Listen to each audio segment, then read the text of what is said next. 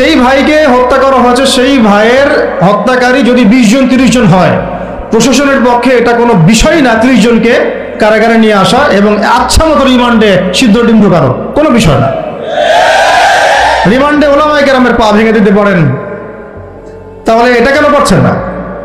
তাহলে আপনারা আসলে আমাদেরকে কানাকে মক্কা দেখাচ্ছেন, আপনারা কানাকে মক্কা দেখাচ্ছেন, এই তো। এখন যদি গ্যারান্টি না দিতে পারেন, তার মানে এই সমস্যাটা থাকতে পারে। গ্যারান্টি না দিতে পারার অর্থই হচ্ছে আপনি নিজেই ভয় পাচ্ছেন, নিজেই আপনি শিওর না যে সমস্যাটা আসবে কিনা। কারণ আপনি জানেন যে আমি সমস্যাটাকে ডিল করতে পারি নাই, আসতেও পারে, এই জন্য আমি গ্যারান্টি দিতে পারছি না। আমাদের উপদেষ্টাদেরকে বলেন গ্যারান্টি দিতে যে এরকম ঘটনা আগামী তার কখনো ঘটবে না। আমরা তো সবাই শান্ত আছি, কেউ তো একটা টোকাও পর্যন্ত দেয়নি, কাউকে দিয়েছেন?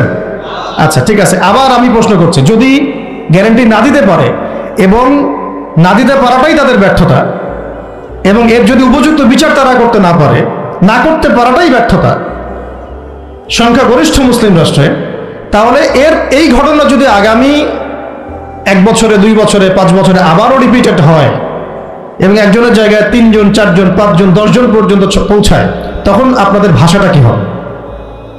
তখন আপনারা কি ভাষায় কথা বলবেন আর আমাদেরকে কি বুঝাবেন? এটা আমার প্রশ্ন। আরো প্রশ্ন আছে, সাইফুর রহমান যদি আপনার ছেলে হইতো তাহলে কি হতো? সাইফুর রহমান যদি আমাদের উপদেষ্টাদের কেউ হতো তাহলে কি হতো? সাইফুর রহমান যদি আমাদের যে ওলামায়ে কেরামগণ, শ্রদ্ধার সাথেই বলছি, বিনয়ের সাথে, আপনাদের যদি ছেলে হতো আপনারা কি সেম কথা বলতেন কিনা? সাইফুর রহমান যদি আপনার মেয়ের জামাই হতো তাহলে আপনি সেম কথা বলতেন কিনা? এই জায়গাগুলো তো অনেক গ্যাপস আছে। আমাদের এত স্বার্থপর চিন্তা চেতনা যে আমার তো আর নিজের ছেলে মরে নাই, আমার তো আর নিজের ভাইকে মারা হয় নাই, আপনি তো তাকে আপনার ভাই মনে করতে পারছেন না। এখন পর্যন্ত আপনি সাইফুর রহমানকে আপনার ভাই মনে করতে পারেন নাই। সবাই চুপ। আর আমাদের কিছু সুরসুরি মানহাজের কিছু মানুষ আছে, সুরসুরি আর গিরগিটি মানহাজ, মানে তাগুতের নাম এক্স হইলেও তার পক্ষে, ওয়াই হইলেও তার পক্ষে, জেড হইলেও তারই পক্ষে, সবসময় চুপ, একদম সুরসুরি মার্কা ঠান্ডা ঠান্ডা মানহাজ মানুষকে দেওয়া হয় এবং তারা একটু জনপ্রিয়, এই কারণে জনগণও চুপ হয়ে যায়। তাদের একটা স্ট্যাটাস দেখে মানুষ চুপ। হ্যাঁ, আমার তো আকাবির, আমার তো অমুক, আমার স্কলার এই বলছে, আমার শায়েখ এই বলছে, বাস আমি চুপ। আপনি তো নিজের চিন্তাটাকে বিক্রি করে দিয়েছেন মানুষের কাছে, নিজের চিন্তাটাকে আপনি বিক্রি করে দিয়েছেন। একজন সেলিব্রিটি স্কলার এসে একটা স্ট্যাটাস দিল যে সবাই শান্ত থাকেন, কেউ কোনো কথা বলবেন না। কেন কথা বলবো না আমি?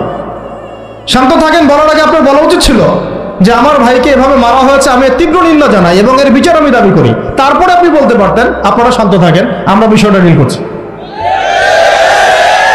এই যে ব্রেন ওয়াশ, এই যে আমাদের একটা জজবাকে এভাবে দমন করে দেওয়া হচ্ছে, এর ফলাফল কিন্তু আপনাদেরকে ভোগ করতে হবে।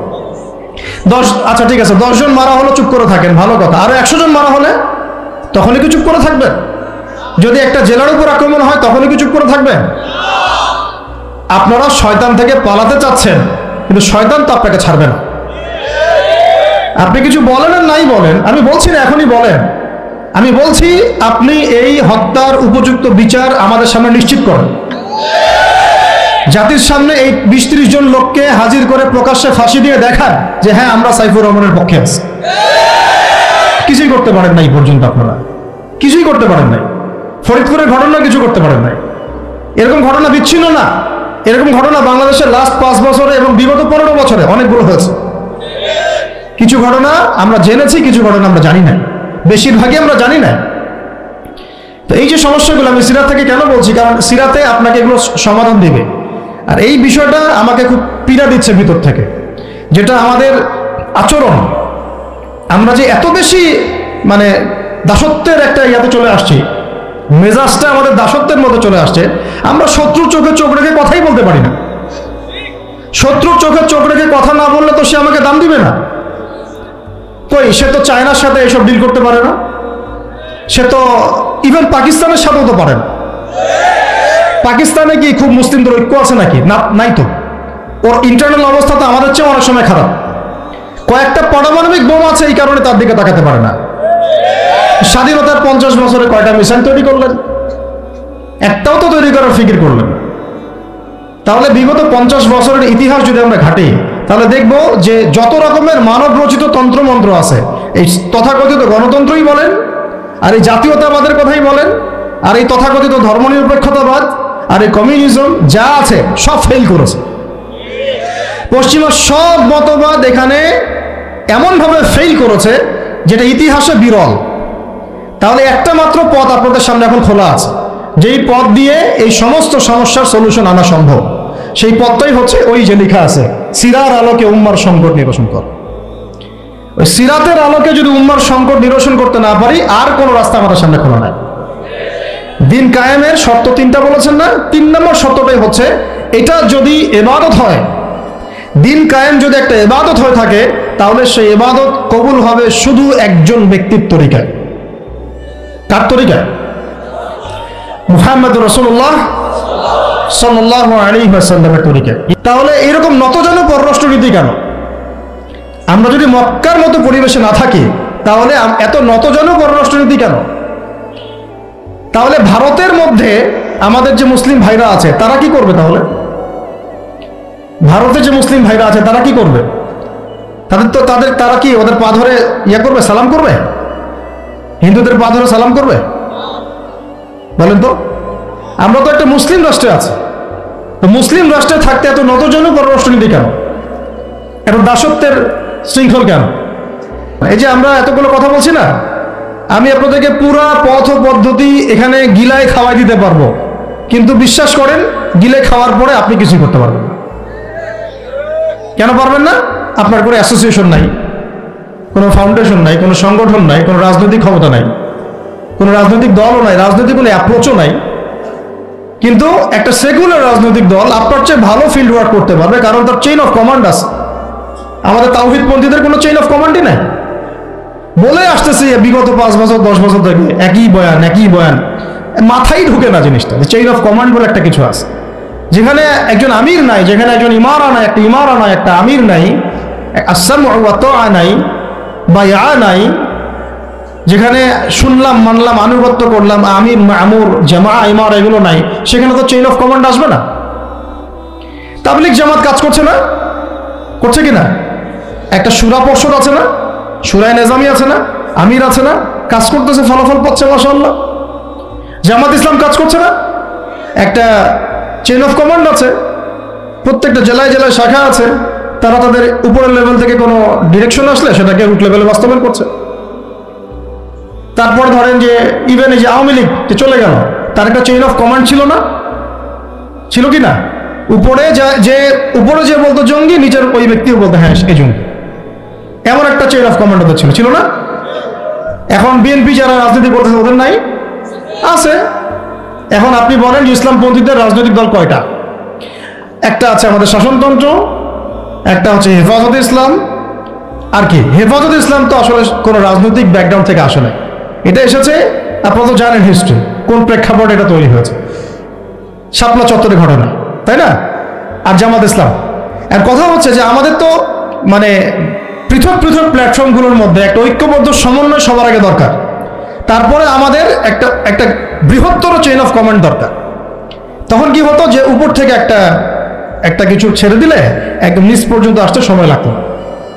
এখন এগুলোর বাইরে আবার যারা চান যে না কোরআন এবং হাদিস, ইসলামী ইমারা শরিয়া এগুলো বাস্তবায়ন হবে, দাওয়াতের সাথে সাথে জিহাদ থাকতে হবে, এবং আমরা কোনো গণতন্ত্র সেকুলারিজম এইসব পশ্চিমা আদর্শে যাব না, তারা ফেসবুকে বায়োবিও ঘুরে বেড়াচ্ছেন। সব ফেসবুকে বায়োবিও ঘুরে বেড়াচ্ছেন, ইউটিউবে ইন্ডিভিজুয়ালি কাজ করছেন, সবার নিজস্ব স্বতন্ত্র মার্কাস মাক্তাবা ইত্যাদি ইত্যাদি, কোনো সমন্বিত প্রয়াস নাই।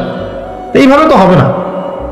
এভাবে কি হবে? সর্বোচ্চ এককভাবে কিছু দাওয়াত দেওয়া যাবে, কিন্তু নবী সাল্লাল্লাহু আলাইহি ওয়াসাল্লাম ওহী প্রাপ্ত হওয়ার পরেই দাওয়াতের যে কাজ শুরু করলেন, এটাই চেইন অফ কমান্ড। সুবহানাল্লাহ। একটা জামার মধ্যে তিনি সবাইকে নিয়ে আসছেন।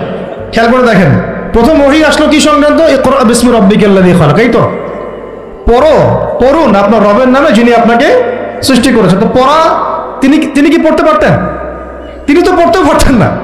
তিনি তো বলছিলেন যে মা আনা বিকারি, আমি তো পড়তে জানি না, তারপরে তাকেই পড়তে বলা হচ্ছে আপনি পড়ুন, কারণ এই জ্ঞানতাত্ত্বিক রেভলিউশন ব্যতীত সমাজ সংস্কার সম্ভব না। এখন আমরা সমাজ সংস্কার সবাই করতে চাচ্ছি, কম বেশি সবার জায়গা থেকে, পড়াশোনা কেউ করতে চায় না। আল্লাহর কসম করে বলছি, যারা ইভেন দাওয়াতের কাজ করছে এইসব জায়গায় আমরা যারা দাঁড়ায় আছি না, তাদের অনেকেই ওলামায়ে কেরামের সাথে কোনো তাআল্লুকই নাই, কোনো সিলেবাস নাই, কোনো পড়াশোনা নাই, কোনো ক্রাইটেরিয়া নাই, কোনো অ্যারাবিক শেখার কোনো ফিকির নাই, কোরআন শেখার কোনো ফিকির নাই, তাফসির শেখার কোনো ফিকির নাই। আসি আমি দাওয়াতের কাজ করতেছি, সুবহানাল্লাহ, মানুষ আমাকে সেলিব্রিটি মনে করে, দ্যাটস অল। এভাবে হয়? এভাবে কি দাওয়াতের কাজ হয়? অথচ নবী সাল্লাল্লাহু আলাইহি ওয়াসাল্লামকে আল্লাহ পাক করতে বলছেন। তাহলে প্রথম দরকার আমাদের জ্ঞানতাত্ত্বিক রেভলিউশন, যেটা বললাম যে বিগত 50 বছরে অলরেডি আমাদের ঘরে ঘরে একজন করে আলেম, একজন করে হাফেজ থাকা উচিত ছিল। এটা বিগত 50 বছরের শিক্ষা সিস্টেমটা এমনভাবে সাজানো হয়েছিল যেটা একটা ধর্ম নিরপেক্ষ শিক্ষা সিস্টেম। এটা এই যে একটা ছেলে বসে আছে 30 বছর বয়স, ওর তো অধিকার ছিল যে সে এসএসসি এইচএসসি অনার্স মাস্টার্স লেভেলে এসে কোরআনের অর্থ করার যোগ্যতা অর্জন করবে। এটা তার রাইটস ছিল অ্যাজ এ মুসলিম কান্ট্রির একজন সিভিলিয়ান হিসাবে। তার রাইটস ছিল এটা, যে আমি একজন মুসলিম কান্ট্রির সিভিলিয়ান, আমার রাইটস আছে স্কুলে গিয়ে কোরআন শেখার, কলেজে গিয়ে কোরআনের তাফসীর শেখার, অনার্স লেভেলে গিয়ে হাদিস পড়তে শেখার, হাদিসের মুতাআলা করার। ইভেন সে মাস্টার্সের পরে ইফতা দেওয়ার মতো যোগ্যতা অর্জন করতে পারতো যদি শিক্ষা সিস্টেমটার মধ্যে সমন্বয় থাকতো। কিচ্ছু করা হয় না এইসব লেভেলে। 50 বছর ধরে এই জাতিকে শিক্ষার অন্ধকারে রাখা হয়েছে। কমই মাদ্রাসাগুলো যদি না থাকতো এই দেশ থেকে ইসলামকে মিটাই ফেলে দিত, এটা বাস্তবতা। তো আমাদের এই স্কুল কলেজ পড়ুয়া ছেলে মেয়েদের রাইটস ছিল এগুলো শিখতে পারে নাই। অনার্সের পরে তার বয়স কত? 20 থেকে 25 বছর। 25 বছরে সে 25টা সূরা জানে না, 25টা সূরার নামই জানে না, 25টা সূরার নাম বলতে পারে। কোরআন বিধান কায়েম করতে আসছেন আপনি, সুবহানাল্লাহ, 25টা হাদিস বলতে পারেন না, 25 জন নবীর নামও বলতে পারে না। ইভেন আমাদের নবী সাল্লাল্লাহু আলাইহি ওয়াসাল্লামের সিরাতের জীবনীটা পাতলা কিতাবটাও সে কখনো জীবনে পড়ে দেখে না। এই অবস্থা মাস্টার্সেও বিসিএসও সব জায়গায় একই চলছে। বিসিএস এর যে ভাইবা হয় সেখানে কি ইসলাম ধরা হয়? বিসিএস এর ভাইবা যখন হয় তখন তাকে কোরআন তেলাওয়াত জিজ্ঞাসা করা হয়? তাহলে আপনি কোরআন তেলাওয়াত করতে পারেন না, রাষ্ট্র চালাবেন কিভাবে? কোরআনের সাথে কোনো তাআল্লুক নাই, তার মানে আপনাদের কনসেপ্ট হচ্ছে রাষ্ট্র আলাদা, কোরআন আলাদা, মানে রাষ্ট্র চালাতে কোরআন লাগে না। আপনার কনসেপ্ট এটাই। হ্যাঁ, না হলে তো কোরআন আপনি আনতেন সিলেবাসে, তাফসীর আনতেন, হাদিস আনতেন, সিরাত আনতেন। আপনার কনসেপ্ট হচ্ছে রাষ্ট্র আলাদা, কোরআন আলাদা, হাদিস আলাদা, এগুলো পড়াশোনা আলাদা, ব্যাংকিং সিস্টেম, ইকোনমিক্স আলাদা, ইসলাম আলাদা, তাই না? রাজনীতি আলাদা, ইসলাম আলাদা, তারপরে সংস্কৃতি আলাদা, ইসলাম আলাদা, শিক্ষানীতি আলাদা, ইসলাম আলাদা। এই কনসেপ্ট হচ্ছে এদেশের 90% মানুষের কনসেপ্ট। এরা সবাই শিরকের মধ্যে আছে, আল্লাহর কসম করে বলতেছে, সবাই শিরকের মধ্যে আছে। এরা সবাই ধর্মনিরপেক্ষ, সেকুলার। বাদ দিয়ে আমরা যারা দাড়ি টুপিওয়ালা কিছু মানুষ আছি, আমরা একটু মৌলবাদী চিন্তা করি আর কি। আমরা চিন্তা করি যে ইসলাম ব্যক্তিগত জীবনেও থাকবে, সংস্কৃতির মধ্যেও থাকবে, শিক্ষানীতিতেও থাকতে হবে, অর্থনীতিতেও থাকতে হবে, ইভেন রাজনীতির মধ্যেও থাকতে হবে। যদি এটা উপকারী হয়, কোরআন সুন্নাহর সাথে সাংঘর্ষিক না হয়, ইটস ওকে, আমরা এটা নিতে পারবো এই পর্যন্ত। যদি আবার সাংঘর্ষিক হয়ে যায়, ফুল স্টপ, তখন আবার নেওয়া যাবে না। তো এটাও জ্ঞানের একটা অংশ, এটাও জ্ঞানের একটা পার্ট। আর আরেকটা পার্ট হচ্ছে যেটা আমাকে হেয়ার আফটার, পরকালে আমাকে মুক্তি দিবে। এটা কিন্তু বস্তুবাদী জ্ঞান আমাকে দিতে পারবে না। এটা কোন জ্ঞান দিবে? আল্লাহর ওহী ভিত্তিক কোরআন এবং সুন্নাহর জ্ঞান। তাহলে জ্ঞানের ডেফিনেশন জানলাম, জ্ঞান কাকে বলে সেটাও জানলাম, কার পক্ষ থেকে আসছে সেটাও জানলাম। এখন শোনেন যে এই জ্ঞানটা প্রত্যেক নবী আম্বিয়া কেরাম চর্চা করেছেন। আদম আলাইহিস সালাম থেকে শুরু করে মুহাম্মদ সাল্লাল্লাহু আলাইহি ওয়াসাল্লাম পর্যন্ত। আমরা যে বলি, অনেকেই বলি 1,24,000, কেউ বলে 2,24,000, সংখ্যাটা আল্লাহ ভালো জানেন। যত নবী রসুলকে আল্লাহ পাঠিয়েছেন ওই আসমানি জ্ঞান দিয়েই পাঠিয়েছেন। যেই জ্ঞানকে আমরা বলি ওহী, একসময় ছিল তাওরাত, দেন জাবুর, ইনজিল, কোরআন। এভাবে প্রত্যেক যুগে যুগে আল্লাহ পাক নবী রসুল পাঠিয়েছেন, তাদের কাছে আল্লাহ পাক জ্ঞান পাঠিয়েছেন, ওহী পাঠিয়েছেন, আসমানি কিতাব পাঠিয়েছেন। আল্লাহ বলছেন ওয়ালিকুল্লি কওমিন হাদ, আমি প্রত্যেক কওমের মধ্যেই হেদায়েত দাতা পাঠিয়েছি। তারা মানুষকে জ্ঞান শিক্ষা দিতেন, আত্মশুদ্ধি অর্জন করাতেন, দুনিয়ার জন্য যা করলেন সেটাও শিক্ষা দিতেন, পরকালের জন্য যেটা করলেন সেটাও শিক্ষা দিতেন। এটা ছিল আর কি কমপ্লিট কোড অফ সিলেবাস আর কি, দ্য সিলেবাস অফ এডুকেশন, এরকম ছিল। এখন আবু জেহেলের যুগটার কথা একটু ভুলে গেছেন কিনা একটু মনে করেন তো। ওই যে সমস্যাগুলোর কথা বললাম, ওই যে প্রবলেমসগুলোর কথা বললাম আমরা, আচ্ছা বাচ্চারা ওদের মতো থাক, আমরা আমাদের আলোচনা যাই। ওই আবু জেহেলের যুগটার কথা আমি যে বললাম আপনাদেরকে, একটু আমি মনে করাই দিই যে ওই যুগটা কি পরিবর্তন হয়েছিল কি হয় নাই বলেন? কতদিন লাগছে সময়? কে বলতে পারবেন? 23 বছর। কতদিন? 23 বছর। আমাদের সবারই নবী সাল্লাল্লাহু আলাইহি ওয়াসাল্লামের জীবনীটা অন্তত একবার পড়া উচিত। 23 বছর সময় লেগেছে তার এই সমাজটা পরিবর্তন করতে। এখন আমি যদি বলি 23 বছর আগের আর পরের মক্কাকে আপনি একটু কম্পেয়ার করেন। 23 বছর আগের মক্কায় যে পাপগুলোর কথা বললাম আমি, জাহেলিয়াতগুলোর কথা বললাম, ঠিক 23 বছর পরের মক্কায় কি এগুলোর কোনো অস্তিত্ব আছে? বলেন। 23 বছর পরের মক্কায় কোনো শিরক পাবেন? কোনো মূর্তি পূজা, কোনো নারীর শ্লীলতাহানি, রেপ, ধর্ষণ, জিনা, ব্যভিচার, মাদক, গোত্রীয় হানাহানি বা সুদ কোনো কিছু ছিল না। তারপরে আমরা এই যুগটাকে সবচেয়ে শ্রেষ্ঠ যুগ বলে স্বীকার করতে এখন চাচ্ছি না, আধুনিকতার দোহাই দিয়ে আর কি, সো কল্ড। দেখুন, এই 23 বছরের নবী সাল্লাল্লাহু আলাইহি ওয়াসাল্লাম পানি পড়া খাওয়ায় বেড়ান নাই মানুষকে। তিনি মানুষকে খালি ফু দিয়ে বের হন নাই, তিনি শুধু তাসবিহ দানা নিয়ে সুবহানাল্লাহ সুবহানাল্লাহ আলহামদুলিল্লাহ আলহামদুলিল্লাহ আল্লাহু আকবার এমন করেই তার জিকির করে শেষ করেন নাই। মসজিদের কোনায় তিনি সবসময় বসে থাকেন নাই। 23 বছরে তিনি কিন্তু মানুষের উপর কোনো জাদু বা সেহের করেন নাই। এই 23 বছরে তিনি কিছু কাজ করেছেন যার ফলশ্রুতিতে এই সমাজটা 23 বছরের মধ্যে টোটালি চেঞ্জ হয়ে গেছে। এবং সেই কাজটা তিনি করেছেন মূলত কোরআন কেন্দ্রিক এবং তার সুন্নাহ কেন্দ্রিক। কি কাজ করেছেন? ফার্স্ট অফ অল, তিনি প্রত্যেকটা মানুষের ভিতরের আকীদা পরিবর্তন করেছেন, তাদেরকে কোরআন শিক্ষা দিয়েছেন, তার সুন্নত শিক্ষা দিয়েছেন, আত্মশুদ্ধি শিক্ষা দিয়েছেন, আদব শিক্ষা দিয়েছেন। আত্মশুদ্ধি শিক্ষা দিয়েছেন, আদব শিক্ষা দিয়েছেন। রিজিকের হারাম থেকে মানুষকে বের করেছেন, সামাজিক জাহিলিয়াতগুলোকে দূর করেছেন, সৎ কাজে আদেশও যেমন করেছেন, একই সাথে অ্যাট দ্য সেম টাইম অন্যায় কাজে নিষেধও করেছেন। তিনি মানুষকে আল্লাহর ইবাদতের দিকে ডেকেছেন, একই সাথে তিনি কিন্তু মানুষকে গায়রুল্লাহর ইবাদত থেকেও বাইরে বের করে এনেছেন। তিনি প্রয়োজনে সবর করেছেন, কখনো গালি খেয়েছেন, কখনো মার খেয়েছেন, কখনো দেশ থেকে চলেও গেছেন, কখনো তায়েফে গিয়েছেন, কখনো সাহাবীদেরকে আবিসিনিয়ায় পাঠিয়েছেন, কখনো নিজে আবার মদিনায় হিজরত করেছেন। মদিনায় গিয়ে কখনো আবার তিনি রাষ্ট্র কায়েম করেছেন, কখনো আবার তাকে যুদ্ধ করতে হয়েছে, কখনো তিনি আবার সেনাবাহিনী গঠন করেছেন, সারিয়া অভিযান করেছেন, বদরের মাঠে গিয়েছেন, উহুদে গিয়েছেন, খন্দকে গিয়েছেন, হুদাইবিয়ার সন্ধিতে তিনি মেনে নিয়েছেন। পরে আবার মদিনায় ফেরত গিয়ে খায়বার আক্রমণ করেছেন। পরে আস্তে আস্তে পররাষ্ট্রনীতি অ্যাপ্লাই করে মক্কা বিজয় করে পুরো মক্কায়, জাজিরাতুল আরবে তিনি দিনটা প্রতিষ্ঠা করেছেন। ওই 23 বছর পরের মক্কায় আপনি কিন্তু আর কোনো রকম জাহিলিয়াত দেখছেন না। তাহলে আমরা বলতে পারি পুরো বিষয়টা কিন্তু হয়েছে, সম্ভব হয়েছে ওই একটা শব্দ থেকে শুরু হয়েছে, ইকরা মানে পড়ুন। এমন কোনো সাহাবী আপনি দেখাতে পারবেন না যে সাহাবী কোরআন তেলাওয়াত করতে জানতেন না।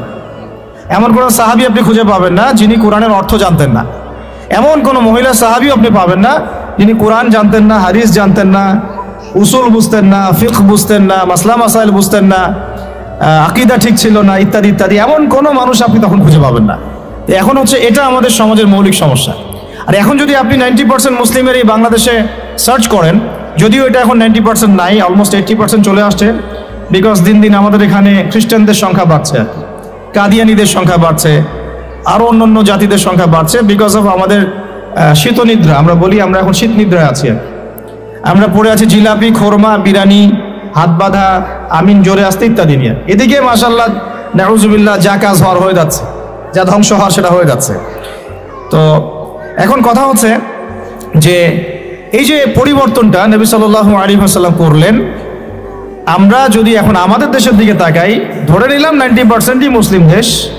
আপনি 90% মুসলিমের মধ্যে 80% দেখবেন নামাজই পড়ে না, 80% মেয়ে দেখবেন পর্দা নাই, 80% ফ্যামিলির মধ্যে প্রপার ইসলাম প্রতিষ্ঠা নাই, 80% মুসলমান আমাদের দেশে বিশুদ্ধ করে কোরআন তেলাওয়াত করতে পারে না। 80% মুসলমান দেখবেন জাকাত ফরজ হয়েছে যাদের, তারা জাকাত দেয় না। রমজান মাসে সওমও অনেকে রাখেন না। আমরা সৎ কাজে আদেশ সবাই করি না, অসৎ কাজে নিষেধের তো প্রশ্নই ওঠে না, সৎ কাজে আদেশও সবাই করি না। আবার আমরা যারা ধর্মতাত্ত্বিক কথা বলছি দাড়ি টুপি নিয়ে, আমাদের মতো ডিভাইডেশনের অভাব নাই। একেবারে হাজারটা ডিভাইডেশনে আমরা অলরেডি লিপ্ত হয়ে গেছি আর কি। তো এই যে একটা সমস্যা, আবার ইকোনমিক লাইফে আমরা ম্যাক্সিমামই সুদ খাচ্ছি, আমরা আমারও তো খেয়ারত করতেছি, মাপে কম দিচ্ছি, দুর্নীতি করতেছি। জানি আল্লাহ বলে একজন আছেন, জানি রসুল বলে একজন আছেন, জানি মৃত্যু হবে, জানি কিয়ামতে জবাবদিহি করতে হবে, জানার পরেও প্রত্যেকটা ক্ষেত্রে টপ টু বটম আমরা চোর, চুরি করতেছি, দুর্নীতি করতেছি, আমাদের খেয়ানত করতেছি, এবং আমরা বাইরে আবার জুমার নামাজও পড়তেছি, ঈদের নামাজও পড়তেছি, কোনো কোনো ক্ষেত্রে চিল্লা দিচ্ছি এবং শেষ বয়সে হজ করে মনে করতেছি যে আমি মাশাআল্লাহ জান্নাতে চলে যাব।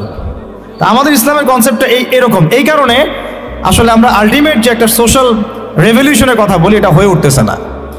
এখন অনেক বড় বড় কথা বলে ফেললাম, এখন আমি বেসিক জায়গাতে এসে শেষ করি। দেখেন, নবী সাল্লাল্লাহু আলাইহি ওয়াসাল্লামের এই যে ভিত্তিটা, বেসটা সমাজ সংস্কারের, এটা তার ইন্তেকালের সাথে সাথে কিন্তু শেষ হয়ে যায় নাই, শেষ হয়ে গিয়েছিল কি, বরং তারপরে 4 খলিফার যুগ আসছে। কত খলিফা বলেন? আপনারা তো জানেন অনেকেই। আবু বকর রাদিয়াল্লাহু আনহু প্রায় 2-2.5 বছর শাসন করেছেন। তখন কি ওটা চেঞ্জ হয়ে গিয়েছিল, আবার জাহিলিয়াতে চলে গেছিল? না, ওই জায়গায় ছিল, বরং আরও ডেভেলপ করেছে। তারপর ওমর রাদিয়াল্লাহু আনহু 10 বছর, এই 10 বছরকে বলা হয় বিশ্বের ইতিহাসের সেরা শাসন। আজ পর্যন্ত কেউ এটা প্রতিষ্ঠা করতে পারেনি, পেরেছে? আধুনিক রাষ্ট্র ব্যবস্থা প্রত্যেকটাই ওমর রাদিয়াল্লাহু আনহু থেকেই আসছে, প্রত্যেকটা মন্ত্রণালয় পর্যন্ত। এরা এটা স্বীকার করতে চায় না, স্বীকার করতে চায় না। আমার সাথে যদি বসে ডিবেট আমি প্রমাণ করে দেখাবো ইনশাআল্লাহ। তারপরে আসছে উসমান রাদিয়াল্লাহু আনহুর 12 বছর, আরও ডেভেলপ করেছে। তারপরে আসছে আলী রাদিয়াল্লাহু আনহুর প্রায় 2-2.5-3 বছর। ওই সময় একটু গৃহযুদ্ধ হয়েছিল, এটা সাহাবীদের ব্যাপার, আমরা এগুলো নিয়ে কোনো মন্তব্য করব না। সাহাবীদের মধ্যে যত কনফ্লিক্টই হোক না কেন, আমরা তাদেরকে নিয়ে কোনো মন্তব্য করতে যাব না, এটা আকীদার খেলাফ আহলে সুন্নাহ ওয়াল জামাত। তো 4 খলিফার 30 বছরে ইসলাম আরও আগায় গেছে, পিছায় নাই, কিন্তু এক পাও পিছায় নাই, আলহামদুলিল্লাহ। এরপরে কি ইসলাম থেমে গেছে? না। এরপর আসছে উমাইয়াদের শাসন। উমাইয়ারা 97 বছর শাসন করছে, ওই প্ল্যাটফর্মের উপর দাঁড়াই। তারপরে শাসন করছে আব্বাসীয়রা প্রায় 550 বছর, ওই প্ল্যাটফর্মের উপর দাঁড়াই। বরং আব্বাসীয়দের সময় আপনারা জানেন, ওই যে খলিফা আল মামুনের নাম শুনেছেন না? খলিফা আল মামুন। তো তখন দেখা যায় যে বাইতুল হিকমা, আমরা যেটাকে বলি দ্য নলেজ অফ উইজডম, বাগদাদে প্রতিষ্ঠা করা হয়েছিল। পৃথিবীর ইতিহাসে এইরকম সমৃদ্ধ বিশ্ববিদ্যালয় লাইব্রেরি কখনো হয় নাই, যেটা 1258 সালে এই তাতার মঙ্গলরা এসে ধ্বংস করেছিল। ওখানে প্রায় 6 লক্ষ কিতাব ছিল। ওই 6 লক্ষ কিতাবকে তারা পুড়িয়েছে, এই ইউফ্রেটিস নদীতে ফেলে দিয়েছে। ওই কিতাবগুলো এখনো পাওয়া যায় নাই। না জানি এই কিতাবে কি কি জ্ঞান ছিল আমরা জানিও না, কিন্তু এখন এগুলো এখন আনা হয়নি, পাওয়া যায়নি। আর ওরা আমাদের সভ্যতা ধ্বংস করে দিয়েছিল, এই যে মঙ্গলরা, তাতারিরা, হালাকু খায়, চেঙ্গিস খানের বংশধর যারা। এগুলো হয়েছে হিস্ট্রিতে। ওই জ্ঞানতাত্ত্বিক রেভলিউশনের উপর দাঁড়াই, ইকরা বিসমি রাব্বিকাল্লাযী খালাক, ওর উপর দাঁড়াই এই যে আমাদের খলিফারা শাসন করেছেন এভাবে।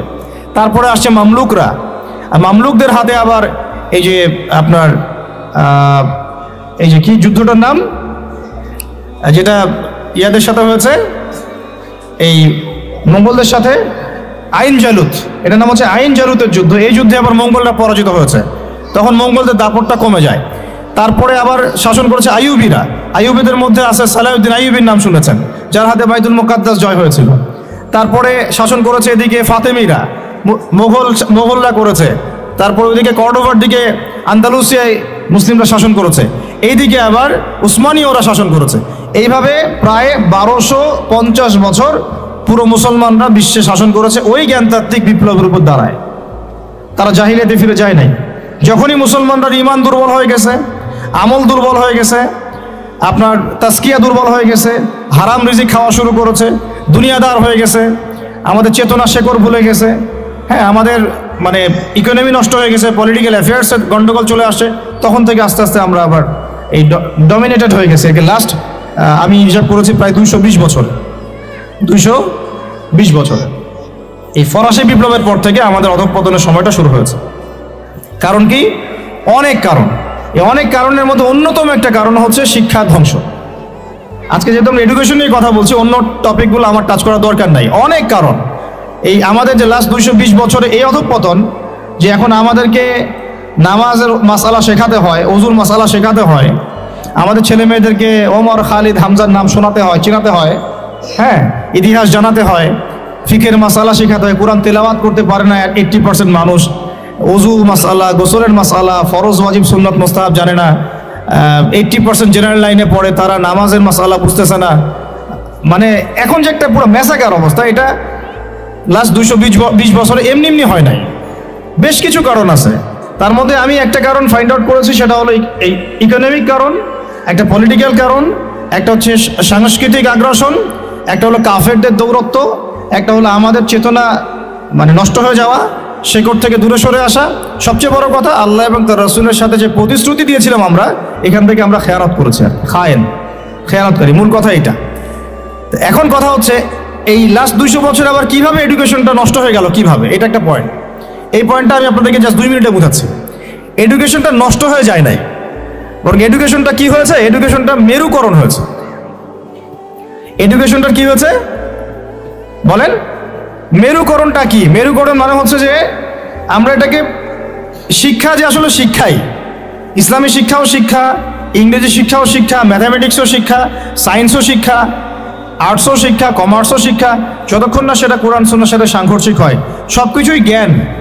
এই কনসেপ্টটা আমরা ভুলে গেছি। এই কনসেপ্টটা আমাদের বাপদাদাদের ছিল, মানে 1200 বছর আগে যারা ছিল তাদের এই কনসেপ্টটা ছিল।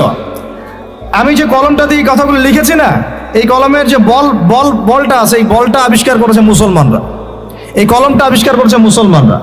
এই যে কফিটা খাইতে খাইতে আমি এটা লিখছি, এই কফিটা আবিষ্কার করেছে মুসলমানরা। এই কাগজ, এই যে আপনার দফতর, চেয়ার, এই টেবিল, মানে আপনি যেগুলো দেখতেছেন সামনে, যা সামনে দেখতেছেন আপনি, সবই মুসলমানদের। ক্যামেরা, আলোর প্রতিবিম্ব, প্রতিচ্ছবি, রক্ত সংবহন তন্ত্র, আপনার কেমিস্ট্রি, আপনার জ্যোতির্বিদ্যা, আপনার কি বলবো ফিলোসফি, এটা নিয়ে আরেকটা লেকচার দেওয়া যাবে ইনশাল্লাহ, আরেকদিন দিব এটা নিয়ে। আপনার বল পেন থেকে শুরু করে রাষ্ট্র ব্যবস্থার সংবিধান পর্যন্ত এভরিথিং মুসলমানরা করে দিয়েছিল, এভরিথিং, একটা সেক্টরও বাদ নাই, একটা সেক্টরও বাদ নাই। এটা গড়েছিল কারা? ওই যে 1200 বছর আগে 4 খলিফার যুগে, উমাইয়াদের যুগে, আব্বাসীয়দের যুগে, তারা এগুলো গড়ে দিয়েছিল। পরে যখন অধঃপতনের সময় শুরু হয়েছে আমাদের লাস্ট 220 বছর 300 বছরে, তখন পশ্চিমারা এগুলো আমাদের থেকে ধার করেছে, ধার করে নিয়ে ওর উপর দাঁড়ায় ওদের সভ্যতা নির্মাণ করেছে। এটার উপর বাহাস হতে পারে, ডিবেট হতে পারে, ওদেরকে বসতে বলেন, আমি বসতে রাজি আছি। এটার উপর বাহাস হতে পারে যে আমি বলছি যে কলমের বল থেকে শুরু করে আপনার কফি যেটা খাচ্ছেন আপনি, যে ল্যাপটপে আপনি অ্যালগোরিদম করে করে যে আমাদের ইসলামের বিরুদ্ধে বইপত্র লিখতেছেন, ওই অ্যালগোরিদম পর্যন্ত মুসলমানদের আবিষ্কার করে। এটা আমাদের এই জেনারেশনের 90%ই জানে না, হীনমন্যতায় ভোগে। অথচ 4 খলিফার যুগে, আব্বাসীয়দের যুগে, উমাইয়াদের যুগে এগুলো আমরা আবিষ্কার করে বিশ্বকে দিয়েছি। এই যে মিসাইল ছুটতেছে ওরা, এই যে মিসাইল ছুটতেছে, পৃথিবীর সর্বপ্রথম মিসাইল আবিষ্কার করেছিলেন সাদ ইবনে আবি ওয়াক্কাস রাদিয়াল্লাহু আনহু। তার যখন তিনি বিজয় করতে গিয়েছেন ইয়াতে, আপনার রোমান সাম্রাজ্যে, তার বাহিনীতে খালিদ বিন ওয়ালিদ ছিলেন। ওই সময় ওটাকে বলা হতো মিনজানিক, ওটাকে মিসাইল বলা হতো না, বলা হতো মিনজানিক। এম শব্দটা রেখে দিয়েছে ওরা, মিনজানিক আরবি শব্দ, ওরা এখান থেকে মিসাইল শব্দ আনছে, কিন্তু কাজটা একই। ওইটা দিয়ে রোমানদের ওই দেওয়াল দুর্গ ভেঙে দেওয়া হয়েছিল দূর থেকে। আমি জাস্ট বলতে চাচ্ছি, 4 খলিফার যুগে, আব্বাসীয়দের যুগে, উমাইয়াদের যুগে বিশ্বে মুসলমানরা যে প্রত্যেকটা ডিপার্টমেন্ট করে দিয়েছে, ওর উপর দাঁড়ায় আজকের এই পশ্চিমারা দাঁড়ায় আছে, এই বিশ্ব দাঁড়ায় আছে। এখন শিক্ষার মেরুকরণটা কি হলো তাহলে?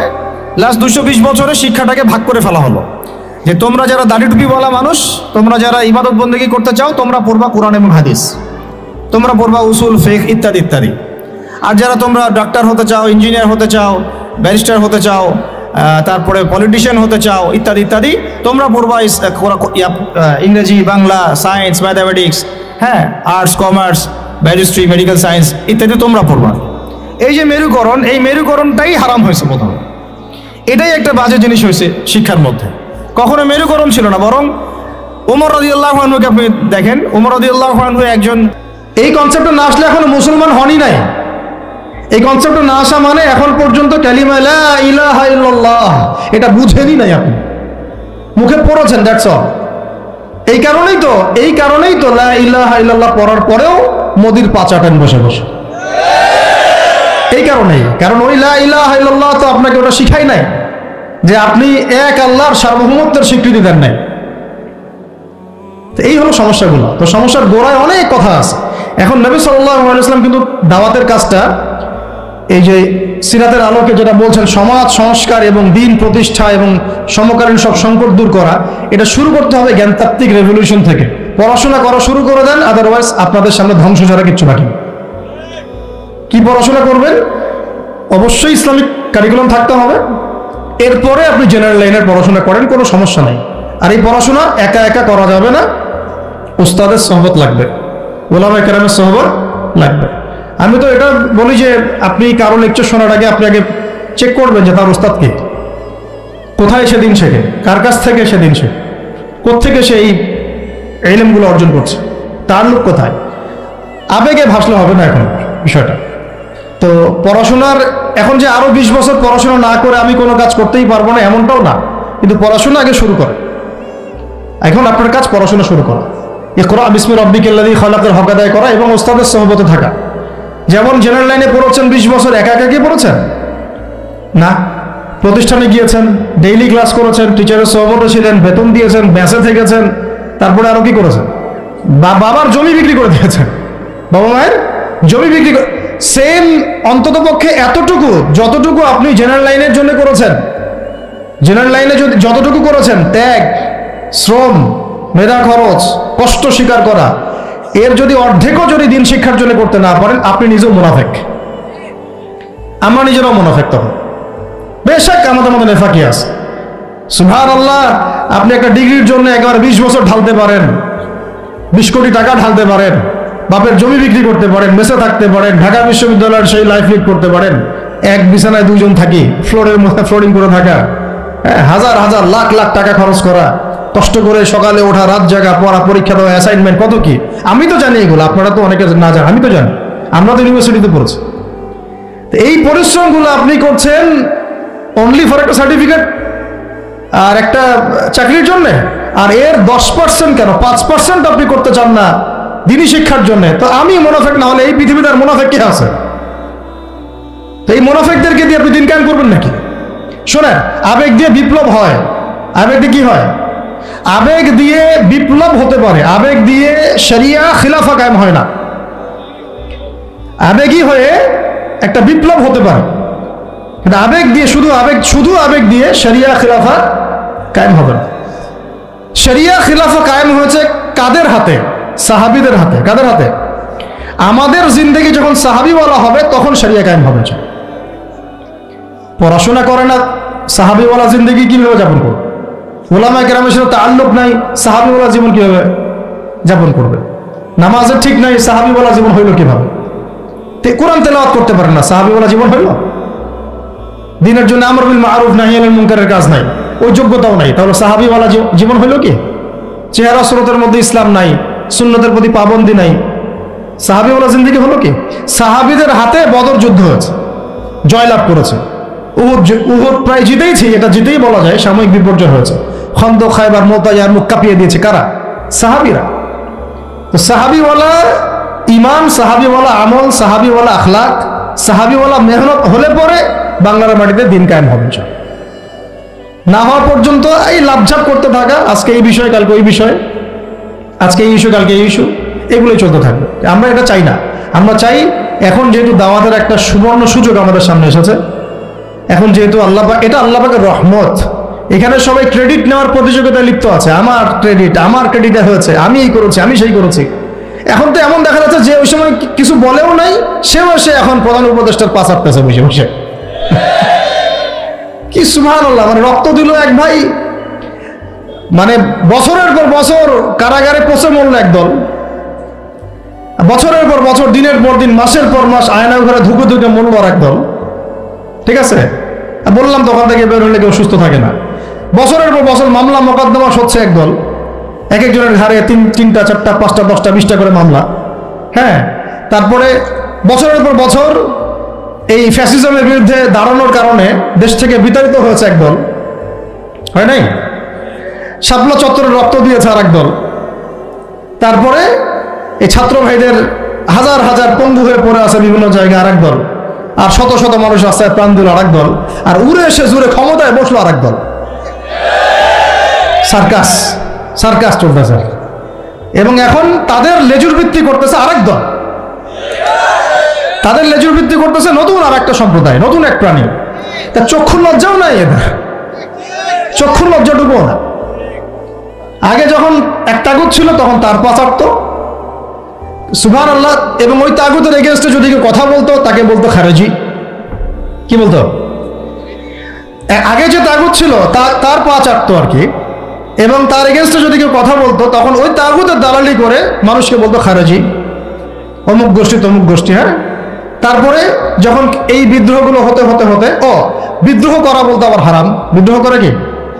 বিদ্রোহ করা হারাম, রাষ্ট্রের সরকারের বিরুদ্ধে প্রতিবাদ করা হারাম, নাজায়েজ, করলে হবে খারেজি। কিন্তু ছাত্র ভাইরা যখন আন্দোলন করে ওই সরকারকে পতন ঘটায় দিল, তখন আবার নতুন যে সরকার আসছে ওর পা চাটা আবার ফরজ। কি বুঝলেন? কি বুঝলেন? এই চলতেছে। আবার বুঝাই, এক তাগুত ছিল, সেই তাগুত আল্লাহ বিরোধী কাজ করত, কিছু ভাই এর প্রতিবাদ করত, যারা প্রতিবাদ করতো ওদেরকে এরা বলতো খারেজি, এদের মানহাজ ঠিক নাই, আকীদা ঠিক নাই, এরা উগ্র, ইত্যাদি ইত্যাদি। এবং তাদের কারণেই কিন্তু এই ভাইগুলোকে আয়না করে যেতে হয়েছে। এটা খোলামেলা বলে দিলাম, এদের কারণেই এই ভাইদেরকে কোথায় যেতে হয়েছে? আয়না করে যেতে হয়েছে। তারপরে ছাত্র ভাইরা দেখা গেল যে বিপ্লব করে প্রতিবাদ করে একদম এই সরকার ফেলে দিল। ফেলে দেওয়ার পরে যখন আবার নতুন কেউ আসলো, এই নতুন যারা আসলো তাদের পাচাটা আবার ফরজ হয়ে গেল। তখন হইল ফতোয়া কি? সরকার আনুগত্য করা ফরজ। ইসলাম ব্যক্তি জীবনে আছে, ইসলামকে এখন নিয়ে যেতে হবে সমাজে, ইসলামকে নিয়ে যেতে হবে অর্থনীতিতে, ইসলামকে নিতে হবে রাজনীতির মধ্যে। ইসলাম যখন সমাজে, অর্থনীতিতে, সংস্কৃতিতে, শিক্ষানীতিতে এবং রাজনৈতিক ক্ষেত্রে যাবে, তখন আমরা ইনশাল্লাহ চূড়ান্ত বিজয় লাভ করবো।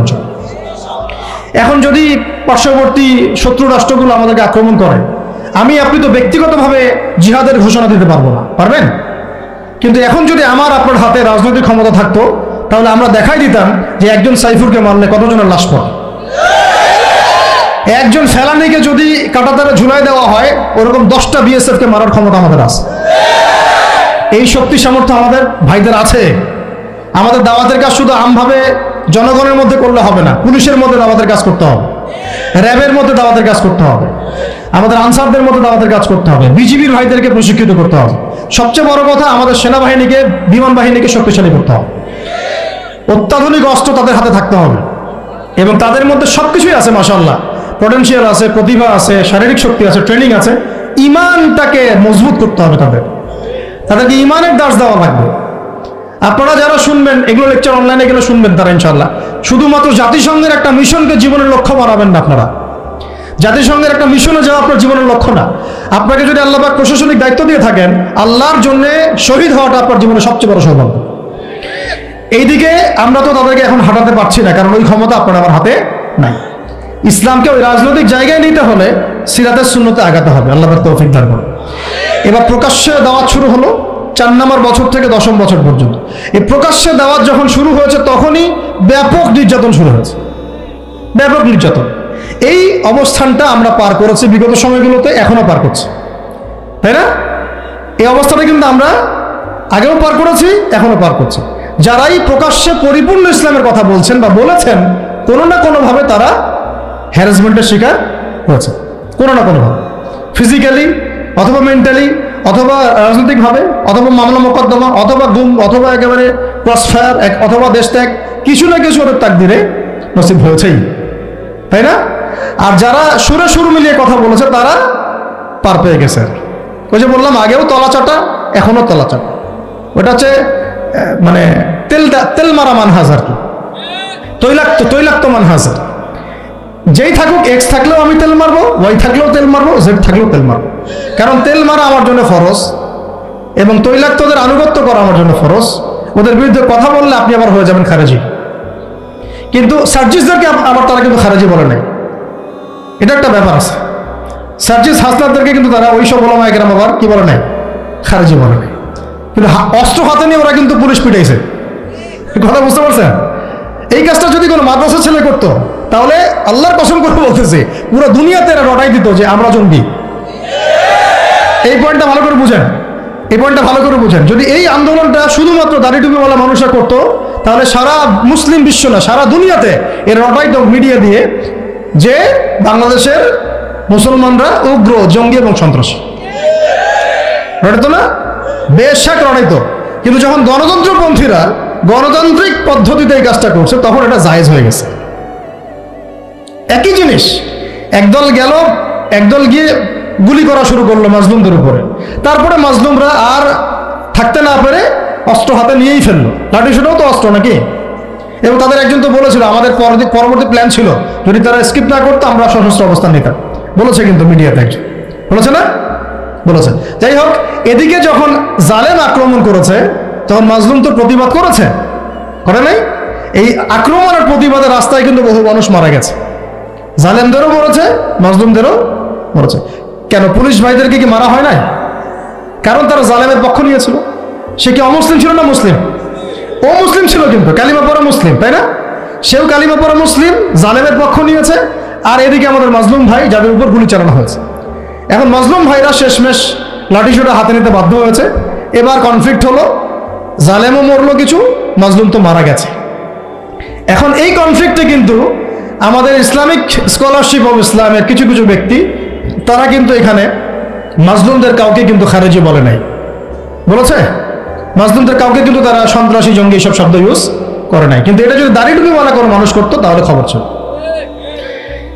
অতএব শুভঙ্করের ফাঁকিগুলো বোঝার চেষ্টা করুন। এইভাবে আমাদেরকে ধোকায় ফেলা হচ্ছে, এইভাবে পুরো জাতির তরুণ প্রজন্মের জিহাদি জাজবা ধ্বংস করে দেওয়া হচ্ছে। এইসব থিওরি, এইসব তত্ত্ব দিয়ে, এইসব ফতোয়াবাজি করে পুরা 16 কোটি মানুষের জিহাদি জাজবাটাকে নষ্ট করে দেওয়া হচ্ছে। অন্যায়ের প্রতিবাদ করলেই আপনাকে জঙ্গি বলে দেওয়া হবে, অন্যায়ের বিরুদ্ধে কথা বললেই আপনার উপরে এইসব চলে আসবে। অথচ গণতান্ত্রিক পদ্ধতিতে যখন তারা লড়াই করছে, এটা তখন জায়েজ হয়ে যাচ্ছে। তখন 100টা মূল্যেও জায়েজ, 1000 মূল্যেও সুবহানাল্লাহ। আর এখানে সাইফুর রহমানকে মারা হয়েছে, দু একজন ভাই যদি একটু কড়া গলায় কথা বলে, বাকিরা বলছে এত গলা বড় করার দরকার নেই, আস্তে করে কথা বলেন, অপেক্ষা করেন। শয়তান থেকে পালাচ্ছেন তো, শয়তান তো আপনার থেকে পালাবে না, শয়তান আপনাকে ধরবে। আপনি শয়তান থেকে পালাতে যাচ্ছেন তো, এটা একটা সাপ। এটা কি একটা, এখন যেটা দেখছেন এগুলো সাপের লেজ। এগুলো কি? এগুলো সব সাপের লেজ। সাপের মাথা কোথায় জানেন? একদম দিল্লিতে। সাপের মাথা কোথায়? এখন এই সাপের লেজ নিয়ে আপনার এত ভয়, মাথা আসলে যে কি করবেন আল্লাহই ভালো জানে।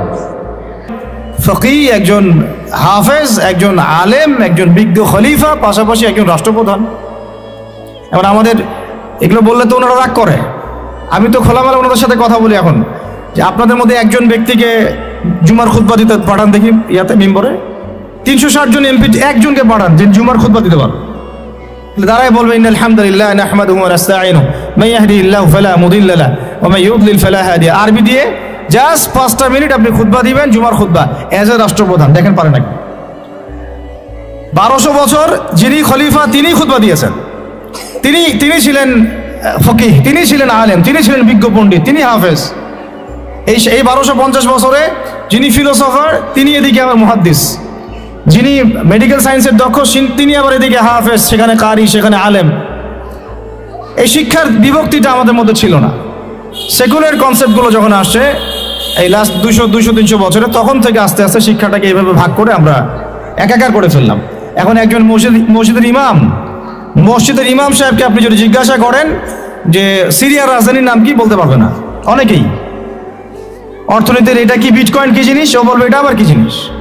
ক্রিপ্টোকারেন্সি কি, বলবে এটার নাম তো জীবনে শুনি নাই, অথচ এটা ইকোনমিক্সের একটা বেসিক জিনিস। ইনফ্লেশন কি দেখবেন অনেকেই বলতে পারতেছে না, কিন্তু সে দাওরাত হাদিস পাস করেছে, ইফতা দিয়েছে, তাখাসুস করেছে। তাহলে শিক্ষাটাকে আমরা এভাবে ভাগ করে ফেললাম। এদিকে আবার যারা জেনারেল লাইন আমরা পড়েছি, ধরেন জিজ্ঞাসা করেন যে ফরজ গোসল কেমন করে করতে হয়, সবাই ফরজ গোসল করি, কিন্তু আমরা যারা ম্যাচিউরড এবং ম্যারিড, অনেকেই মাসালা ভুল আছে। অনেকেই পর্দা করে, পর্দার ফরজগুলো বলতে পারবে না। নামাজ, সবাই নামাজ পড়ে, নামাজের আরকান আহকামগুলো বলতে পারতেছে না। আমাদের এই যে ইয়াং জেনারেশন যারা স্কুলে, কলেজ, ইউনিভার্সিটিতে পড়েন, আপনি সবাইকে ধরে ওযুর খালি 4টা ফরজ জিজ্ঞাসা করেন, ওযু 4 ফরজ কি বলো দেখি, দেখবেন বলতে পারতেছে না। এই যে অবস্থাটা, এটা কি আপনাদের কাছে মনে হয় এমনি হঠাৎ করে হয়েছে? নো, এটা বিগত 100-200 বছরে ওদের মেহনতের ফসল। আর আপনারা কি চাচ্ছেন এটা একদিনে একটা স্কুল দিয়ে চেঞ্জ করতে? মোটেই পসিবল না, আর মোটেই পসিবল না। আর যদি মনে করে একজন ভাই, একটা সরকার, একটা প্রশাসন, একটা ইসলামিক দল, তার উপর দায়িত্ব চাপাই দিলে আমরা দায়মুক্ত হব, কোনোদিনও সম্ভব না। আমাদেরকে আরো এরকম 30-40 বছরের একটা মিশন নিয়ে নামতে হবে। 30 বছর একটা মিশন নিয়ে নামতে হবে। 30 ইয়ার্সে আমরা কোন জেনারেশন দেখতে চাই। এই আমার মেয়েটার বয়স যখন, এখন বয়স ওর 5 বছর 6 বছর, ওর বয়স যখন 20 বছর হবে, তখন আমি ওকে কোন জায়গায় দেখতে চাই, এবং এই 15 বছর আমি কিভাবে পড়ালে ওকে আমি ওই জায়গায় নিতে পারবো। এই ফিকিরটা আমাদেরকে করতে হবে। এখন কাজ মোটামুটি করা হয়ে গেছে, খালি দরকার সমন্বয়। আমি বলছি না যে গভর্নমেন্টের শিক্ষানীতিতে সবই খারাপ, নো, নট অ্যাট অল, সব খারাপ না। কিছু কিছু বিষয়ে ওই যে কি বলবো, মধুর মধ্যে বিষ মিশানো আছে। মধুর মধ্যে কি কিছু বিষ মিশানো আছে, কিন্তু এখানে মধু আছে, কোয়ালিটি কিছু মধু আছে। তারপরে ইসলামিক শিক্ষার কি সব খারাপ? এর 99%ই ভালো। হয়তো কিছু জায়গায় আপনি দেখবেন কিছু বিতর্কিত বিষয় চলে আসতেছে, যেটা হয়তো ইচ্ছায় বা অনিচ্ছায় চলে আসতেছে, যেটা আমাদের নিজেদের মধ্যে সমস্যা, আপোষের সমস্যা। আমরা আমাদের অনেক সময় দলীয় স্বার্থ বলেন, আদর্শগত স্বার্থ বলেন, অনেক স্বার্থ বিবেচনায় এই জিনিসগুলোকে টলারেট করতেছে, কিন্তু বেশিরভাগই কিন্তু এখানে আপনি ভালোই পাবেন। কখনো এখানে আপনি 1%ও মানে 0.1% হয়তো খারাপ পাইতে পারেন, যেটা আমাদের দোষে পাচ্ছেন। এটা আসলে ইসলামের দোষ না, আমাদের দোষে। এখন নতুন করে সব প্রণয়ন করতে হবে এটা জরুরি না। কাজটা হচ্ছে এখন এই যে এই দুইটাকে সর্বোচ্চ সমন্বয় করা, দ্যাটস অল, আর কিছু দরকার নাই। এই দুইটাকে সর্বোচ্চ সমন্বয় করা। এখন সমন্বয়ে আবু তোহা আদনান ভাই করবে না, সমন্বয়ে মিজানুর রহমান আজহারি ভাই করবে না, সমন্বয় বাংলাদেশের শিক্ষামন্ত্রীর দিকে তাকায় থেকে লাভ নাই, সমন্বয় অমুক হুজুর তমুক দল তারা করবে না। সমন্বয়ের দায়িত্ব আপনাদের সবার। কারণ সন্তান তো আপনার ফিকির কি, আপনার চিন্তা কি? আমরা সবাই রেডিমেড পাইলে সেখানে গিয়ে একটা জিনিসকে মানে নার্সিং করতে চাই, যে ওরা করুক তারপরে গিয়ে আমি জয়েন হব না। এই চিন্তাটাই ত্যাগ করতে হবে। আপনাদেরকেই তৈরি করতে হবে প্ল্যাটফর্ম, আপনাদেরকে প্ল্যাটফর্ম তৈরি করতে হবে। আমি খোলামেলা কথা বলতেছি, আপনাদেরকে জায়গা দিতে হবে রংপুরে। যদি রংপুরে চান যে এরকম কোনো স্কুল না, এটা তো স্কুল, একটা বিগিনিং, প্লে থেকে 5 পর্যন্ত, ওরা মাস্টার্স পড়বে না, মাস্টার্স পরীক্ষা দিবে না, ওই পর্যন্ত তো আরও 15 বছর বাকি আছে। এই 15 বছরও তো এই লাইনে গেলে ওকে জানোয়ার বানায় দিবে। এই 15 বছর যদি এই লাইনে যায়, দেখা এমন হতে পারে ও সমকামী হয়ে গেছে। ও কয়দিন পরে এসে একটা ছেলেকে বিয়ে করে এসে বলবে যে ও তো মনে মনে মেয়ে, তাই বিয়ে করছি। তখন আপনি মুখ দেখাবেন কিভাবে? এমন তো হইতেই পারে, অস্বাভাবিক কিছু না, এগুলো হচ্ছে তো এখন। তো এখন আমি খোলামেলা কথা বলতেছি যে এই দায়িত্বটা আমার বা আমাদের একার নয়। ভুল ধরা যাবে অনেক, আমাদের সীমাবদ্ধতার শেষ নাই, ভুলের কোনো শেষ নাই, স্বীকার করতেছি। এরা চেষ্টা করতেছে, কিন্তু আমি জানি চেষ্টাটা মানে প্রয়োজনের তুলনায় নিতান্তই কম। আমাদেরকে সবাই মিলে চেষ্টা করতে হবে। আগে দরকার জায়গা। যদি আপনার জায়গা থাকে বা আপনাদের যদি জায়গা থাকে, আগে আপনারা জায়গা দেন রংপুর শহরে। কারণ আমরা চাই না যে কোনো জায়গায় কারো বাসায় ভাড়া নিয়ে আমাকে প্রতিষ্ঠান করতে হয়, এটা আমি চাই না। এটা আমরা কেন করবো এটা? আমরা যদি আমাদের বাচ্চাদের ফিউচারের জন্য উদ্বিগ্ন থাকি, তাহলে আপনারও তো উদ্বিগ্ন হওয়া উচিত। আপনার যদি 100% জমি থাকে, 10% দিয়ে দেন, 20% দিয়ে দেন, 50% ওয়াকফ করে দেন। এটা আপনার কেয়ামতের জন্য, কেয়ামতের মাঠ পর্যন্ত জারিয়া হয়ে থাকবে ইনশাআল্লাহ। এটা তো আমার দায়িত্ব না, এটা আপনারও দায়িত্ব। আপনার যদি ব্যালেন্স থাকে, আপনি এখানে কন্ট্রিবিউট করেন, বিল্ডিং নির্মাণ আপনি করেন। আমার কাছে বলেন ভাই আপনি কি দিতে পারবেন, আমি আপনাকে পুরো সিলেবাস করে দিতে পারবো ইনশাআল্লাহ, একদম প্লে থেকে নিয়ে মাস্টার্স পর্যন্ত। আমি কিন্তু এমনি কথাগুলো বলি নাই। আমাকে যদি গভর্নমেন্ট এখনও ডাকে কল করে উপরের লেভেল থেকে, আমি বলছি 5 বছর সময় নিব, খালি জাস্ট 5 বছর সময় নিব ইনশাআল্লাহ। আমাকে 100 জনের প্যানেল দিয়ে দেন, পুরো শিক্ষা সিস্টেম চেঞ্জ করে দেওয়া যাবে ইনশাআল্লাহ। আল্লাহ পাক আমাদেরকে বুদ্ধি প্রতিবন্ধী হিসেবে তৈরি করেন নাই। যারা আছে এদের মাথায় কি আছে, এরা কি পাস করে আসছে, এটা আমরা খুব ভালো করে জানি। কিন্তু আমরা অন্যকে আন্ডারএস্টিমেট করতে যাচ্ছি না। আমাদের নিজেদের উপর কনফিডেন্স আছে আমাদের, এটাকে চেঞ্জ করা খুবই সম্ভব, ভেরি মাচ পসিবল। এই ক্লাস 5 পর্যন্ত বাচ্চাদেরকে যদি আমরা এভাবে গড়ে তুলতে পারি, আস্তে আস্তে পর্যায়ক্রমে 8, 9, 10 এভাবে গিয়ে আমরা ইনশাল্লাহ মাস্টার্স পর্যন্ত যেতে পারবো ইনশাল্লাহ।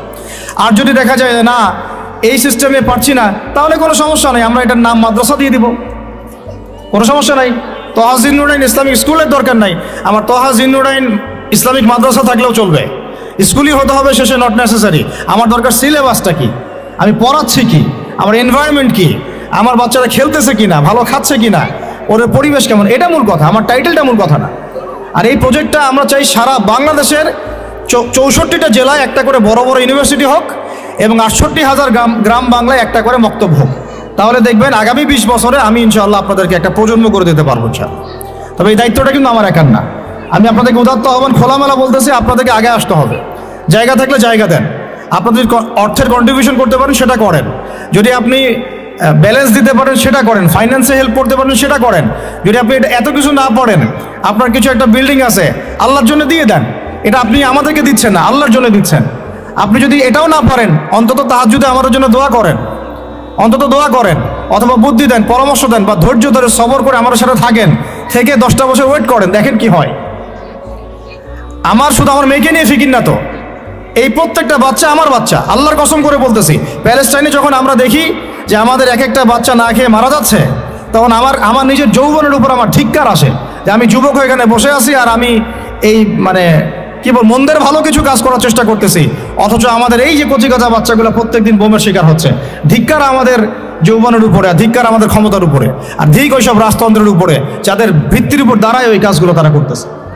তো আমি বলতে গেলে অনেক বেশি আবেগী হয়ে যাই, তো ওইদিকে আমি যাচ্ছি না। বাচ্চাদের ক্ষুধা পাইছে, আমি শেষ করে দিচ্ছি। আমি জাস্ট আপনাদেরকে 10টা নসিহা করব, জাস্ট পয়েন্ট বাই পয়েন্ট। আমি ফজরের পরে এটা বসে লিখেছিলাম। আপনারা এই 10টা কাজ কখনো ছাড়বেন না। আমাকে ওয়াদা করেন এই 10টা কাজ আপনারা বাচ্চাদের ফিউচারের স্বার্থে কখনো ছাড়বেন না ইনশাআল্লাহ। আমার 1 মিনিট শেষ করে দিচ্ছি। আমার আহ্বান আপনাদের প্রতি একটাই, যে দায়িত্ব এটা আমাদের একার না। ইসলামিক স্কুল করা চারটাখানি কথা না। আমরা এমন একটা সমাজে বাস করি, ভালো কিছু দেখলেই বিভিন্ন লকব লাগায় দেওয়া শুরু করি। কালকে যদি আমাকে একটা লকব লাগায় দেয়, আপনি তো কিছু করতেও পারবেন না। অতএব এই কাজটা আমার একার নয়, এই কাজটা আমাদের সবার। ভালো কিছু দেখলেই আমরা ট্যাগ লাগানো শুরু করি। আর আমাদের ভিতরে যে শত্রুরা আছে, এরা থাকলে বাইরের শত্রুর দরকারই নাই। আর খোলামেলা কি বলবো আপনাদেরকে? ইসলামিক স্কুল করাটা মূল উদ্দেশ্য না আমাদের উদ্দেশ্য হচ্ছে ইসলামিক ইউনিভার্সিটি করা, প্রত্যেক জেলায় অন্তত একটা করে, যেখানে একটা বড় ক্যাম্পাস থাকবে, আবাসিক জায়গা থাকবে, নুরানি থেকে শুরু করে নাজেরা, হিপস, একদম দাওরা ইফতা পর্যন্ত, পাশাপাশি প্লে থেকে মাস্টার্স পর্যন্ত, এই দুটাকে কম্বাইন করা হবে ইনশাআল্লাহ।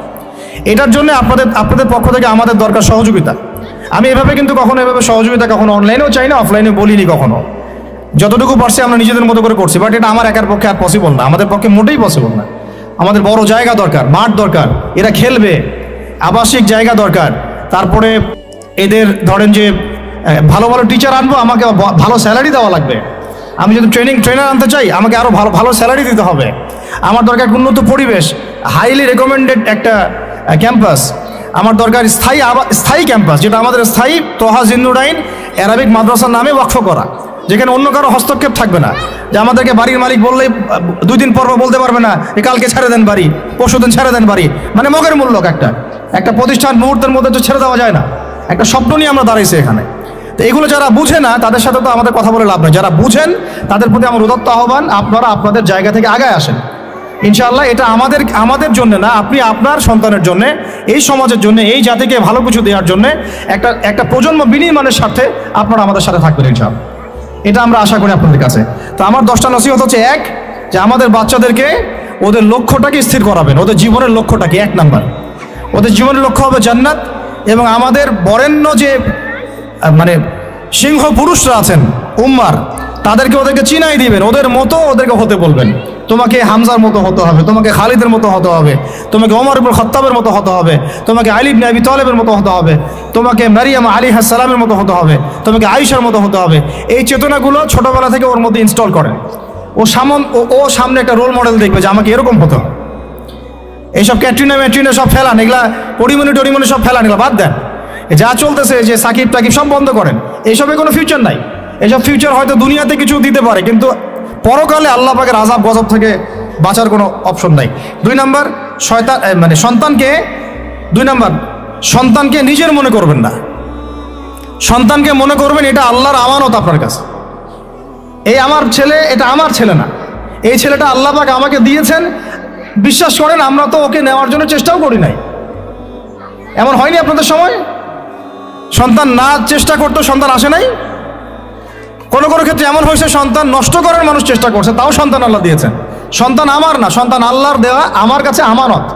একে যদি আমি সুসন্তান রূপে মানুষ না করি, আগামী দিনের ওমর না বানাই, তাহলে আল্লাহ আমাকে ধরবে। That's all. 1 নাম্বার, সন্তানকে ওর গন্তব্য চেনাবেন, ওকে আমাদের সিংহ পুরুষদেরকে পরিচয় করাই দিবেন, ওর মতো তাদের মতো হতে বলবেন। এবং সন্তানকে আপনার নিজের মনে করবেন না, সন্তানকে মনে করবেন আল্লাহর দেওয়া জাস্ট একটা আমানত। 3 নাম্বার, সর্বোচ্চ সেরা কারিকুলাম যারা দিচ্ছে ওই রকম প্রতিষ্ঠানে আপনি ওকে পড়াবেন। এরকম প্রতিষ্ঠান যদি সরকার দেয় তাহলে সরকারি প্রতিষ্ঠানে পড়াবেন, আমার কোনো সমস্যা নেই। যদি না দেয় তাহলে বেসরকারি, আর যদি বেসরকারিও না থাকে তাহলে আমরা গড়ে তুলব ইনশাআল্লাহ তাআলা। 3 নাম্বার হচ্ছে এটা, 3 নাম্বার। 4 নাম্বার, আল্লাহর ওয়াস্তে, এটা আমি প্রথমে বলতে চাইছিলাম, আল্লাহর ওয়াস্তে ডিভাইসের এডিকশন থেকে বাচ্চাদেরকে বাঁচান। ডিভাইসের এডিকশন এত মারাত্মক যে আমি নিজে এখন কোরআনের আয়াত ভুলে যাচ্ছি দিন দিন। এই ডিভাইস আমার হাতে যেটা আছে এটা একটা পয়জন, এটা একটা হিপনোটাইজ করার যন্ত্র মানুষকে। এই মোবাইলের এডিকশন থেকে বাচ্চাদেরকে বাঁচাবেন আল্লাহর ওয়াস্তে। যদি আপনি বাচ্চাকে হাফেজ বানাতে চান, আলেম বানাতে চান, কারি বানাতে চান, মুহাদ্দিসা বানাতে চান, এটা হাতে থাকলে আপনি পারবেন না। এটাতে এডিক্টেড হয়ে গেলে আপনি কোনোভাবেই বাচ্চাকে মেমোরি ধরে রাখতে পারবেন না। বহু হাফেজে কোরআন ভুলে গেছে দিন দিন এটার কারণে। এটার মধ্যে অ্যাডাল্ট্রি অনেক কিছু আছে, ওরা এগুলো বোঝে, ওরা এগুলো এখন বোঝে, কিন্তু ওরা ছোট নাই এখন। এগুলো একটা কার্টুন দেখতে গিয়ে ওরা 10টা দেখে ফেলবে, আজে বাজে জিনিস দেখে ফেলবে। এটার মানে ব্যবহারটাকে নিয়ন্ত্রণ করেন, ডিভাইস এডিকশনটা বন্ধ করেন। আল্লাহ পাক তৌফিক দান করেন, আমিন। 5 নাম্বার হচ্ছে ম্যানুফ্যাকচার্ড কোনো খাবার বাচ্চাদেরকে খাওয়াবেন না। ফিজিক্যালি ওদেরকে ফিট রাখার চেষ্টা করবেন। ম্যানুফ্যাকচার্ড খাবার মানে একটু আগে দেখলাম যে বাইরের খাবারগুলো এটা খাচ্ছে, চিপস টিপস ইত্যাদি, এগুলা ওর হজম শক্তি নষ্ট করবে, ফিজিক্যাল স্ট্রেংথ নষ্ট করবে, ওর মেমোরি শার্প হতে দিবে না। ওকে ভিতর থেকে ওই যে একটা শব্দ একটু আগে বলেছে এক ভাই যে ব্রয়লার মুরগি বানাই দিবে, আসলেই তাই বানাই দিবে। আমরা ঢাকা শহরে যখন থাকি, ছেলেপেলেদের 15 বছরের ছেলের ভুঁড়ি দেখলে আমাদের মনে হয় যে কি একটা অবস্থা। ফাস্টফুড, পিৎজা, বার্গার, কফি, এইগুলাই ওদের জীবন। তো এইরকম হইলে এই ছেলেপেলেগুলো না ফিজিক্যালি স্ট্রং থাকতে পারবে না মেন্টালি। আর মনে রাখবেন, কোরআনে আল্লাহর কিতাবের মধ্যে আল্লাহ পাক নেতৃত্ব দেওয়ার 2টা গুণাবলী বলেছেন। কয়টা বলেন?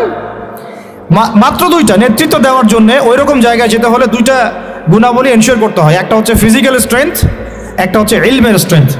বাস্তাতাম ফিল জিসমি ওয়াল ইলম আও বাস্তাতাম ফিল ইলমি ওয়াল জিসম, মানে জ্ঞানে এবং দৈহিক শক্তিতে বলীয়ান হওয়া। ছোটবেলা থেকে খাবারে যদি আপনারা সচেতন না হন, এই বাচ্চারা বড় হয়ে দেখবেন যে 15, 20, 30 বছরেই ভেঙে পড়ে গেছে।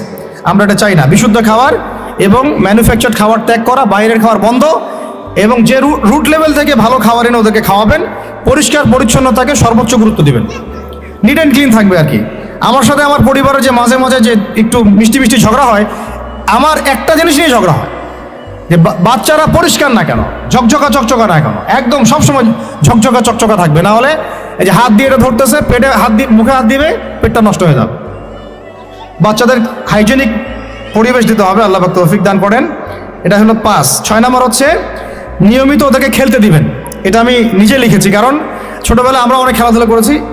আমি একটু বুঝাই জাস্ট 1 মিনিটে। যত বেশি খেলবে তত সোয়েট হবে, মানে ঘামবে। যত ঘামবে তত ক্লান্ত হবে, ঘামবে তত কোলেস্টেরল কমে যাবে, ব্লাড সার্কুলেশনটা খুব ভালো হবে। তারপরে যত খেলবে ও টায়ার্ড হবে, তখন ও খাবে বেশি, মানে ভালো জিনিস খাবে বেশি, রুচি বাড়বে। যত ভালো খাবে ঘুম তত ক্লিয়ার হবে, ঘুম যত ক্লিয়ার হবে ও ব্রেন তত শার্প হবে, ব্রেন যত শার্প হবে ও অল্প সময়ে যা পড়তে পারবে, যা মুখস্থ করতে পারবে, এটা 10 ঘন্টায় আপনি পারবেন না। বিশ্বাস করেন, আমি আমার স্টুডেন্ট লাইফে কোনোদিনও মনে হয় 2 থেকে 3 ঘন্টার বেশি পড়ি নাই, কোনোদিনও না, কোনো পরীক্ষার আগেও না, এসএসসি, এইচএসসি, ইন্টার, মাস্টার্স, কোনো পরীক্ষার আগেও না। আমার তো মনে আছে যে আমি ওই ইন্টারমিডিয়েট পরীক্ষার আগে আমরা ভিডিও গেম খেলতে গেছিলাম, মোস্তফা, মনে আছে আপনাদের? মনে নেই? ওই যে কাচারি বাজারে, এই যে কাচারি বাজারে আগে এখানে একটা গেমিং জোন ছিল, আপনাদের অনেকে মনে আছে যারা আমার এজের আছেন, মনে নেই আপনাদের? হ্যাঁ ভাই, জানেন তো, বাক্সের মধ্যে থাকতো, হ্যান্ডেল থাকতো। কালকে পরীক্ষা বলছে, পরীক্ষা দূর, কিসের পরীক্ষা? আমার ইংরেজি আগে পড়া আছে, আমার পড়া লাগবে না, এত কনফিডেন্স, বিকজ 1 ঘন্টা পড়ছি, আমার হয়ে গেছে। তো এই হলো অবস্থা। মানে বাচ্চাকে খেলতে দিতে হবে, খেলতে দিলে ওর ব্রেন ডেভেলপমেন্টে অনেক কাজে দিবে, ক্ষুধা বাড়বে, ঘুম ভালো হবে, ইনশাআল্লাহ তাআলা ওরা পড়া দ্রুত মনে রাখতে পারবে ইনশাআল্লাহ তাআলা। 7 নাম্বার হচ্ছে ভাই, এটা আমাদের ভাই বোনদের জন্য, যে পারিবারিক বন্ধনটা ভালো রাখেন। যে পরিবারে হাজব্যান্ড ওয়াইফের বন্ধন ভালো না, ওই পরিবারে ভালো সন্তান গড়ে উঠবে না। ওর অনেক কিন্তু দেখবেন যে মানে মেন্টালি অনেক ডিপ্রেসড হয়ে যাবে। পারিবারিক বন্ডিংটা খুব ইম্পর্টেন্ট। এই জন্য আমরা দোয়া করি আল্লাহ পাক যেন সবার মধ্যে পারিবারিক বন্ডিংটা ভালো রাখেন এবং পারিবারিক কলহ থেকে আল্লাহ পাক আপনাদেরকে হেফাজত করেন, আমিন। আর অ্যাটলিস্ট বাচ্চাদের সামনে এগুলো করবেন না। যদি ঝগড়া হয় বা কথা কাটাকাটি হয়, অ্যাটলিস্ট বাচ্চাদের সামনে করবেন না। এগুলো বাচ্চাদের শিশু মনে অনেক প্রভাব ফেলে। আপনার উমর রাদিয়াল্লাহু আনহুর ঘটনা জানেন তো? উনি এত কঠোর কেন জানেন? আপনারা